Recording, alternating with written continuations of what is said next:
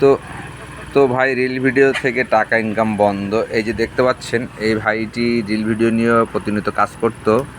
তো reel video থেকে আপনারা অনেকেই জানেন ইনকাম এই মুহূর্তে বন্ধ, যার ফলে দেখুন সে বাসা বাড়িতে বউ খেদায় দিয়ে কিভাবে বাসা বাড়ির কাজকাম করে যাচ্ছে। তো আমরা এখন তার সাথে কথা বলবো যে আসলে তার অনুভূতিটুকু কি এই মুহূর্তে আমরা জানতে চাবো, যে রিল ভিডিও থেকে টাকা ইনকাম বন্ধ হয় তার আসলে কী দুর্দশা যাচ্ছে।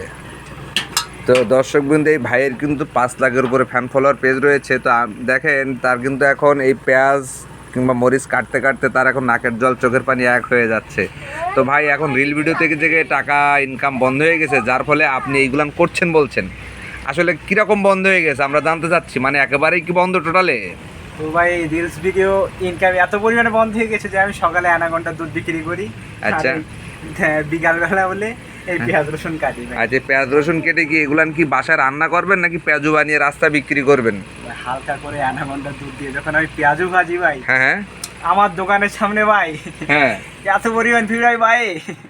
আচ্ছা গরিবের সালাউদ্দিন সুমন পর্যন্ত আমার হোটেলে খায়। আচ্ছা, গরিবের সালাউদ্দিন সুমন পর্যন্ত তার হোটেলে খায়। তো দর্শকবিন্দু, উনি কিন্তু অলরেডি রিল ভিডিও থেকে বের হয়ে এসে এখন একটা পেশা বেছে নিয়েছে। এখানে দেখতে পাচ্ছেন পেঁয়াজ মরিচ সব নিয়ে মোটামুটি বসে গিয়েছে। আর উনি অ্যানাকন্ডার দুধ সাথে আরও অন্যান্য কিছু মিক্সার করে উনি পেঁয়াজও তৈরি করেন, যার জন্য গরিবের সালাউদ্দিন সুমন পর্যন্ত নাকি তার ওখানে এসে সিরিয়াল ধরে দাঁড়িয়ে থাকে। তো আমরা আরও একটু তার সাথে কথা বলবো।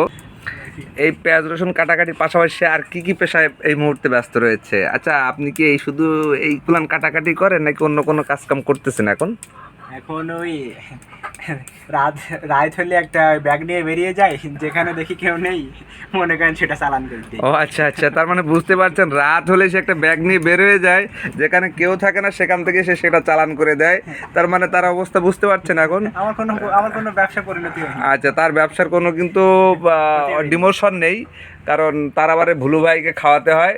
হ্যাঁ, তো সে যেভাবে হোক তার এই ব্যবসার যে হঠাৎ করে ডিমোশন নেমে গেছে, রিল ভিডিও থেকে কোনো কিছু নাই, যার ফলে প্রভাব পড়ার কোনো কারণ নেই। কারণ সে দিনে পেঁয়াজু ভাজে, রাতে বস্তা নিয়ে বের হয়ে যায়, কেউ যখন না থাকে আশপাশে তখন টুপ করে সেটা ব্যাগে ভরে নিয়ে আসে এবং সেটা চালান করে দেয়, না বলে চেয়ে নিয়ে যায়। তো এই হচ্ছে বর্তমান রিল ভিডিও আপলোডকারীদের, সোশ্যাল মিডিয়ায় বর্তমান রিল ভিডিও আপলোডকারীদের অবস্থা জানিয়ে দিলাম। তো আচ্ছা, আপনার পেজটার নাম কি একটু জানিয়ে দিলে খুব ভালো হতো।